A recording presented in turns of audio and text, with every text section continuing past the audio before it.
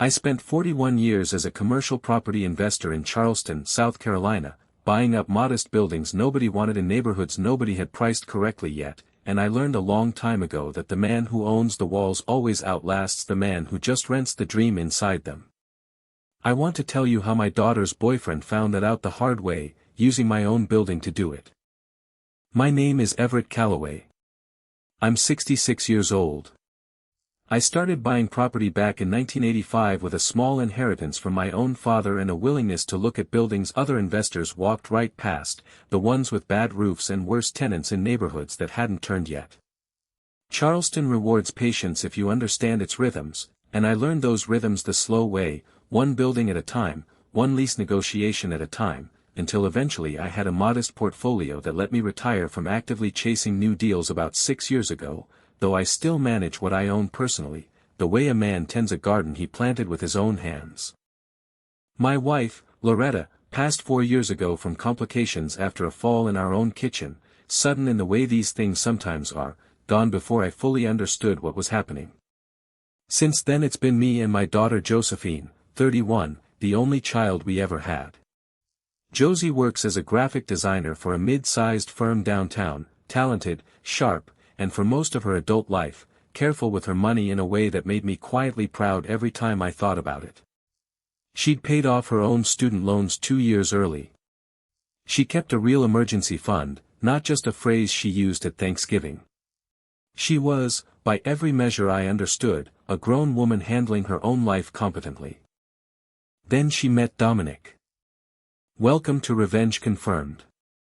Get comfortable, and remember, the people in these stories had every chance to behave themselves. They just chose wrong. Drop a comment, hit that like button, and make sure you're subscribed. Trust me, you're going to love it here.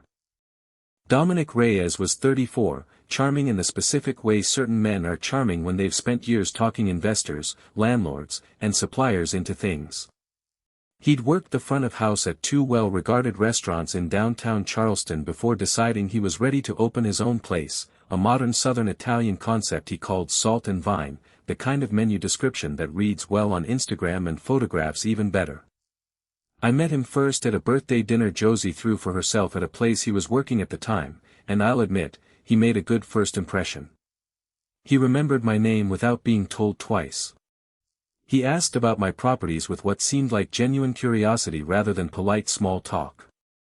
He was attentive to Josie in the small ways, refilling her water before she noticed it was empty, catching a server's eye at exactly the right moment. I didn't love him from that first dinner, but I didn't distrust him either, and I want to be honest about that, because the version of me sitting across from him that night had no particular reason to suspect anything beyond an ambitious young man with more charisma than capital. Over the following year, as their relationship deepened, I watched him the way a careful investor watches any new variable in a familiar equation, not with suspicion exactly, but with attention. He talked about opening his own restaurant constantly, the way some men talk about a fishing trip they're always planning and never quite taking. I assumed, for a long while, that it would stay talk. I was wrong about that too. About 18 months ago, Dominic came to a Sunday dinner at my house with a business plan folder tucked under his arm before we'd even sat down to eat, laid out on the counter like a menu he wanted me to order from. He needed $110,000 to open Salt and Vine in a storefront on Upper King Street, a corridor that had been steadily gentrifying for years, good foot traffic, the right kind of neighbors already established around it. The bank had approved him for the loan on one condition, a co-signer with strong, provable income and a clean credit history. He'd already had the conversation with the loan officer, he told us, practically before he told us he was having the conversation at all. He asked Josie. Not me. Josie. I want to be honest about what went through my mind that evening, because it matters to how this whole story unfolds. I thought it was reckless, plainly, and I said so, gently, at the table, the way you'd point out a structural concern to a client who'd already fallen in love with a building's facade. Josie, I said, a graphic designer's salary isn't collateral for $110,000, and if this restaurant fails, that debt doesn't disappear the day the doors close. It follows you. It follows your credit, your future mortgage applications, every financial decision you make for the next decade. Dominic had an answer ready for every version of that concern, smooth, rehearsed, the particular fluency of a man who's given the same pitch to a dozen investors already and refined it each time based on which objections landed and which didn't. Restaurants have thin margins the first year, everyone in the industry knows that, he said, but Salt and Vine already had a soft opening waitlist building through word of mouth alone, a well-followed local food blogger already lined up to cover launch week, a lease with favorable terms he'd negotiated himself directly with the building's longtime owner. He had projections, printed and bound, showing break-even by month 8. He had a list of comparable restaurants in similar corridors that had succeeded on similar capital. He was, in every visible way, prepared. Josie signed 4 days later. I let it go. That was my mistake, if I made one early on in all of this, not stopping her more forcefully, not sitting her down alone without Dominic in the room and asking harder questions about what she actually understood the risk to be. But I told myself, the way I imagine a lot of fathers tell themselves in similar moments, that she was a grown woman, and grown women get to make their own decisions about the men they love, even the reckless ones, and that my job was to voice my concern once, clearly, and then respect her right to choose differently than I would have chosen. For the first 8 months, Salt and Vine did reasonably well. Not spectacularly, but reasonably, the kind of steady early performance that makes a father exhale a little and stop rehearsing worst-case scenarios in his head during quiet moments. I went a few times myself, always at Josie's invitation, and I'll admit the food was good. The room had the kind of warm energy a well-run restaurant develops in its first year when everyone working there still believes in what they're building. I started, slowly, to relax about the whole arrangement. I told myself I'd been overly cautious, the way an old investor sometimes mistakes his own accumulated wariness for wisdom when really it's just fear wearing a more respectable coat. Then, in the spring, the building's actual owner, an old acquaintance of mine named Buford Ellis who'd held that particular storefront on Upper King Street for close to 20 years, decided he was ready to retire from being a landlord altogether. Buford and I had crossed paths at property association meetings for decades, competitors in the loosest sense but friendly ones, the kind of men who respect each other's discipline even when we're occasionally bidding against each other for the same parcel.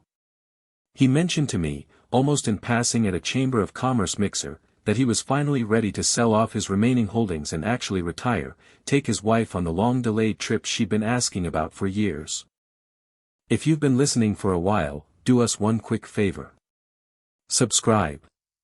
It costs you nothing and it means everything to us. Hit the like button while you're at it and drop your thoughts in the comments. I found out about the specific listing the ordinary way, through a broker I'd worked with for close to 15 years, before it ever hit the public market. I want to be completely honest with you about my own state of mind when I bought it, because I know how this could look in hindsight, like some elaborate scheme from the very beginning, and it wasn't that at all.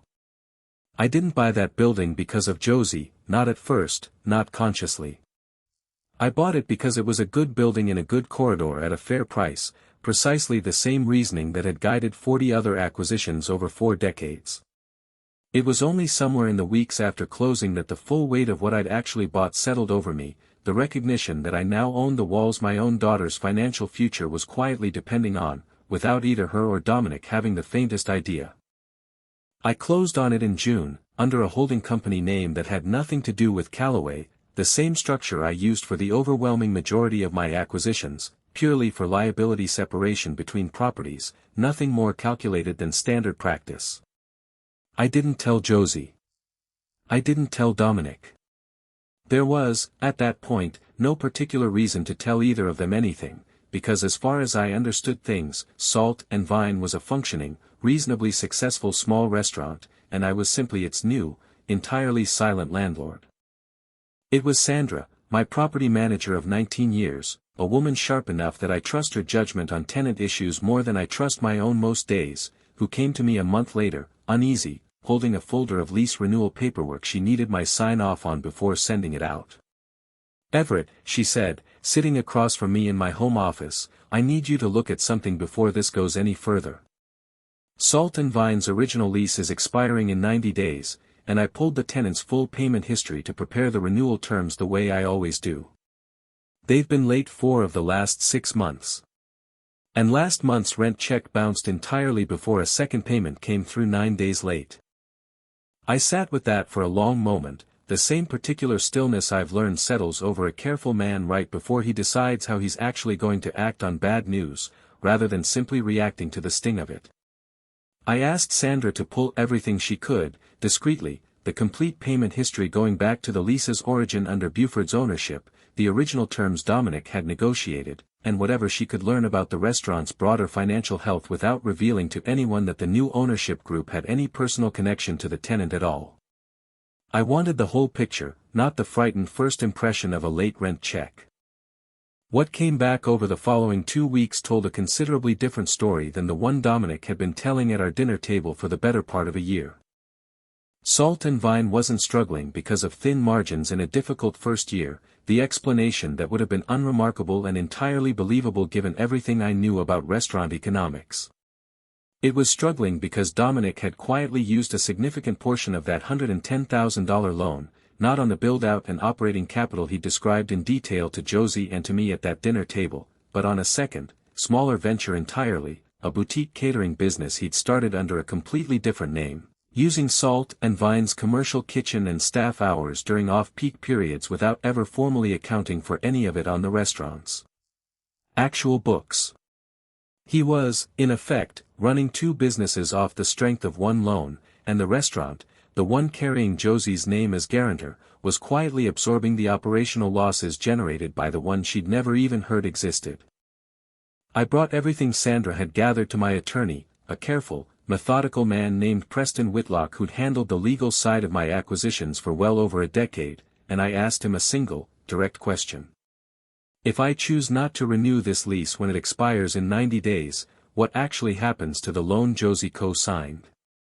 Preston walked me through it plainly, the way good attorneys do when a client needs facts more than comfort. The loan itself was structurally independent of the lease, he explained, tied to the bank's own terms, not contingent on any specific location.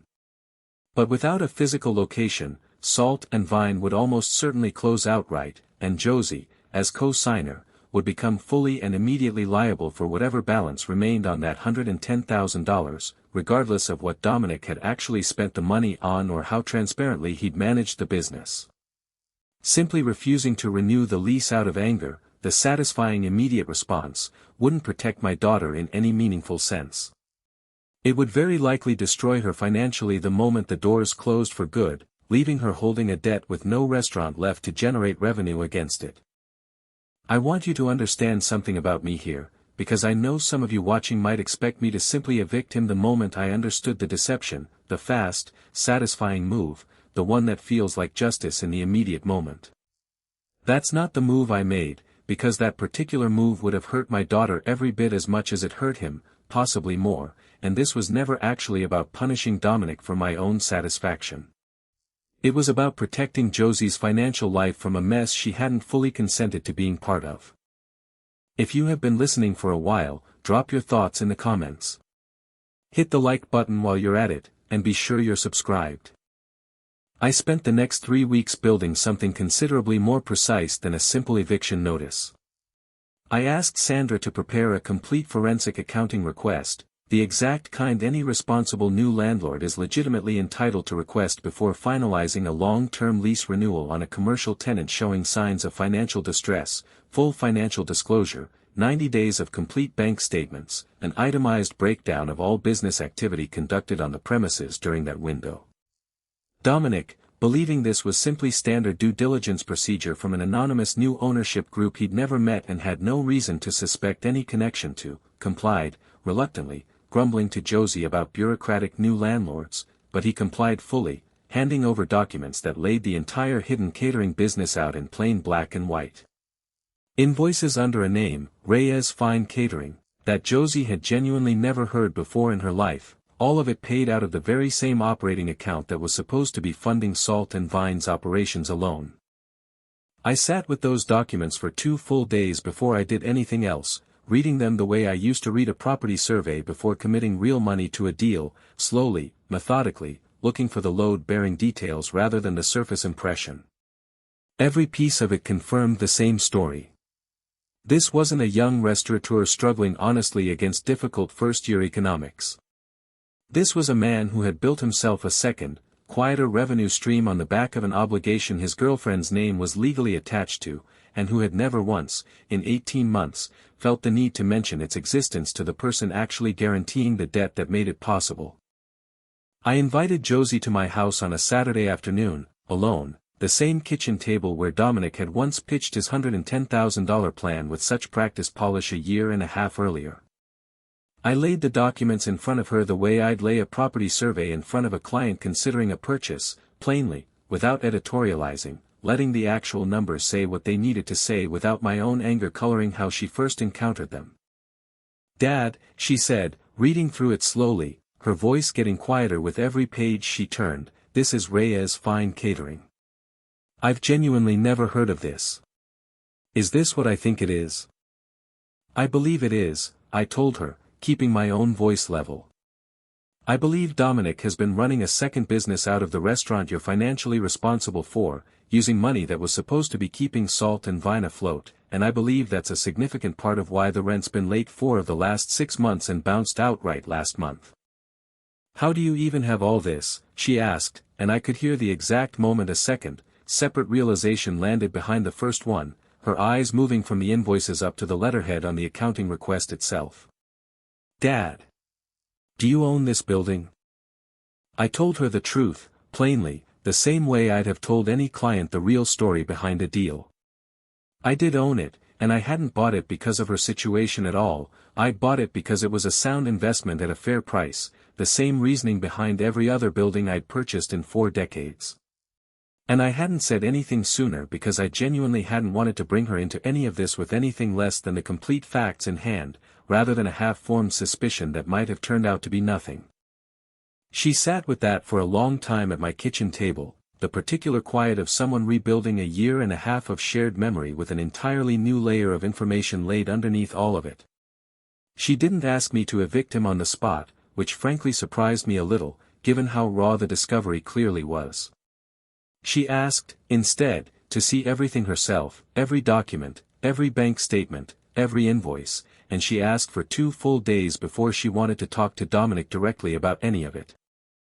Those 2 days, I want to tell you, were harder on me than almost anything else in this whole story, harder than the 3 weeks of quiet forensic gathering that preceded them. I sat in my own house not knowing exactly what my daughter was feeling behind her closed apartment door, resisting every instinct I had to call her, to check in, to offer some fatherly reassurance she hadn't asked for. I've learned, over a long career of negotiations, that the person actually holding the stake in an outcome needs room to process the facts on their own timeline, not mine, no matter how much it costs the person who loves them to simply wait.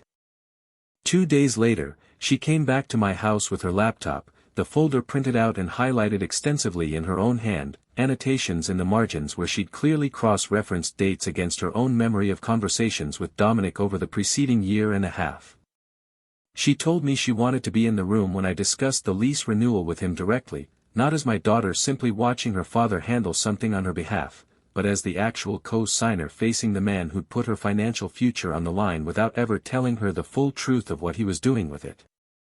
I respected that completely. It was, in fact, exactly the response I'd hoped for, though I'd been careful never to push her toward it, because a decision like that has to belong entirely to the person making it or it doesn't actually mean anything. We arranged the meeting for the following week, at Preston's office rather than the restaurant or either of our homes, deliberately neutral ground, the kind of formal setting that keeps a difficult conversation from devolving into a shouting match simply by virtue of the room it happens in. Dominic arrived expecting a routine lease renewal discussion with an anonymous new landlord's representative, the conversation he'd been mentally preparing for over the preceding week, probably rehearsing his own version of events the same way he'd rehearsed his original pitch 18 months earlier. He did not expect to walk into that conference room and find Josie already sitting at the table, or me sitting beside her. "Josie," he said, and I watched him recalibrate in real time, "what's going on, why are you here for this?" I let Josie answer that one herself, because it needed to come from her, not from me. I'm here because I'm the person actually on the hook for $110,000, she said, evenly, her voice steadier than I think even she expected it to sound in that moment. And I want you to explain to me, in your own words, right now, what Reyes Fine Catering is, and why it's been running out of our kitchen on our money for the better part of a year without me knowing it existed. I watched Dominic's face work through several distinct stages in quick succession, the particular sequence of a smooth talker realizing, in real time, that the version of this story he'd need to sell in this specific room was one he'd never actually rehearsed, because he'd genuinely never expected to need it. He tried the version where Reyes Fine Catering was a small side project that barely used any real resources, a handful of weekend events, nothing significant. Then, when Josie slid the itemized invoices across the table toward him, dated, specific, unmistakably substantial in total, he shifted to the version where he'd always intended to fold the side venture back into the main business's books once it found its own footing, a technicality of timing rather than concealment. Neither version survived contact with the actual paperwork sitting in front of him, and I think some part of him understood that the moment he opened his mouth to try it. You used my name to borrow $110,000 for a restaurant, Josie finally said, quietly, and then you used that restaurant's money to build yourself a second business you never told me existed, running out of a kitchen my signature made possible. That's not a struggling first year, Dominic. That's a plan I was never actually part of, even though my name is the one on the loan. I slid the lease terms across the table then, the actual reason everyone had formally gathered in that room. I want to be direct with you, I said, keeping my voice level the whole way through, the way I've learned matters more than volume in moments like this.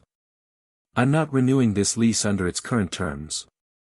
Given what we now know about how these funds have actually been used, I'm not willing to extend a business relationship that put my daughter's name on a debt she didn't fully understand the true shape of. But I am prepared to offer a structured 90-day transition period, enough time for an orderly wind-down or a sale of the remaining business assets, rather than an immediate closure that would leave her holding the full loan balance with nothing recovered against it. That, I want to be completely clear with you, was the actual point of everything I'd spent the preceding month quietly building. Not to simply crush Dominic out of anger, which would have felt satisfying for exactly one afternoon and cost my daughter dearly for years afterward in the form of a debt with no asset left to offset it.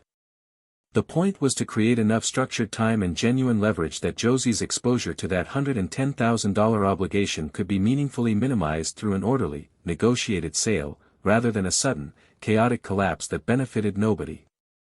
Preston had already identified, during those 3 weeks of quiet preparation before this meeting ever happened, a regional restaurant group actively interested in acquiring and operating Charleston location complete with existing equipment and a fully built commercial kitchen, precisely the kind of buyer willing to pay a real premium for continuity rather than starting entirely from empty walls. Over the following 90 days, with Josie now fully informed and fully, actively involved in every step of the process rather than simply a bystander to her own financial exposure, Salt and Vine's equipment, remaining lease position, and existing inventory were sold together as a going concern to that regional group. The proceeds went first, in full, to satisfying the outstanding loan balance completely, before a single additional dollar went anywhere else, including back to Dominic. Dominic did not walk away from those 90 days with much of anything. Reyes Fine Catering, once fully exposed and carefully disentangled from Salt and Vine's actual books during the sale process, had never been genuinely profitable as a standalone venture. It had only ever appeared to function because it was being quietly, invisibly subsidized by money meant for a business he shared full legal responsibility for with my daughter. He left Charleston entirely about 4 months later, taking a front-of-house management position at a restaurant group down in Savannah, and Josie has not spoken to him even once since the week that loan was finally, fully satisfied. I didn't do any of this to be cruel to a man who made a series of increasingly poor decisions over 18 months. I did it because $110,000 of debt carrying my daughter's signature was never going to be a lesson I let her absorb the hardest possible way, not while I had any legitimate means available to soften how she actually learned the truth of it. Josie asked me once, a few months after all of it had finally settled into something like normal life again, why I hadn't simply told her not to renew Dominic's lease the very moment I found out he was chronically late on rent, why I'd spent 3 full weeks quietly gathering the entire financial picture instead of acting the same day I first heard the word bounce check from Sandra. Because acting on half the truth would have protected my own anger, I told her, honestly, not your actual future. I needed the whole picture in hand before I moved on any of it, or I might very well have solved the wrong problem entirely, and left you exposed to the one that actually mattered. She's considerably more careful now, the way people tend to get careful after they've watched an entire shared financial life come apart and get reassembled again at the same kitchen table where it all started. She still designs for a living, still builds her own small side ventures the honest, slow way, one client relationship at a time, and she still comes by most Sundays, the same as always, except now she asks a great many more questions before she signs anything with her name on it, and she's started asking me, unprompted, to walk her through my own lease agreements and property contracts in detail, not because she doesn't trust her own judgment anymore, but because she's decided, deliberately, that she wants to genuinely understand the walls a business sits inside before she ever again trusts what someone else tells her is happening within them. I still own that building on Upper King Street today. It's leased now to a small, well-run oyster bar operated by a couple who've been in the restaurant industry for 20 years and who negotiate their own contracts directly, carefully, without needing anyone to smooth the language over for them first. They pay on time every single month, the way tenants do when they actually understand the full weight of what they've signed. I walk past that storefront some mornings on my way to check on other properties scattered around the peninsula, and I think, every time, about how close my daughter came to spending the better part of the next decade quietly paying down a debt built on a business she never actually agreed to fund in the way it was actually being run.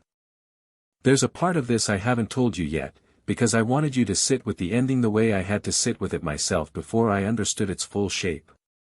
About 6 weeks after the sale to the regional restaurant group closed, Josie came by my house on a weeknight, unannounced, which she almost never does. She sat down at the same kitchen table, the one that seems to hold every important conversation in this family whether we plan it that way or not, and she told me something I hadn't expected to hear. "Dad," she said, "I need you to know I'm not angry at you for buying that building without telling me." I sat with that feeling for a long time, trying to figure out if I should be, and I don't think I am. I asked her why not, genuinely curious, because I'd half expected some resentment to surface eventually, the particular kind that comes from realizing your father knew something about your life before you did. "Because you didn't use it against me," she said. "You used it to protect me, even before you fully understood you'd need to. That's different from control, Dad." I've been thinking about the difference between those two things a lot these past few weeks, and Dominic never once gave me that. Every version of the truth he handed me was designed to keep me calm and compliant, not informed. You gave me the whole picture the second you had it yourself, even though it was going to hurt. I didn't have much of an answer for her in that moment beyond telling her I was proud of how she'd handled every part of it, the 2 days of silence she needed, the way she'd shown up to that conference room prepared rather than simply devastated. I think, if I'm honest, that pride mattered more to me than the $110,000 ever did, because money can always be rebuilt with enough patience and enough time. Trust rebuilt in the wrong direction, toward the wrong person, costs a great deal more to undo. She started, in the months that followed, taking a more serious interest in the actual mechanics of property ownership, not as a career change, she was clear about that, she still loved her design work, but as a kind of insurance against ever again being the last person in a room to understand what she'd actually signed. I walked her through my own current lease agreements one Sunday afternoon, page by page, the way Preston had once walked me through the language buried in a document I should have reviewed more carefully years before she was even born. She asked sharper questions than I expected, the kind that told me she'd absorbed the real lesson of all of it far more completely than I'd given her credit for in the raw days right after the discovery. I think about the particular value, in this life, of simply owning the walls, and taking the time to read every last page of a document, long before you ever hand anyone else the keys to what's inside it. It's a lesson that took me 4 decades of careful, sometimes tedious deal-making to fully absorb myself, and I never expected it would end up being the same lesson I'd have to hand my own daughter across a kitchen table, wrapped inside the hardest few weeks of her adult life so far. I'm grateful, in the end, that I had the means and the patience to hand it to her gently, rather than letting the world teach it to her the much colder way it teaches most people. If you enjoyed this story, hit that like button, subscribe, and drop a comment below. Let me know where you're watching from. Thank you for being a part of Revenge Confirmed.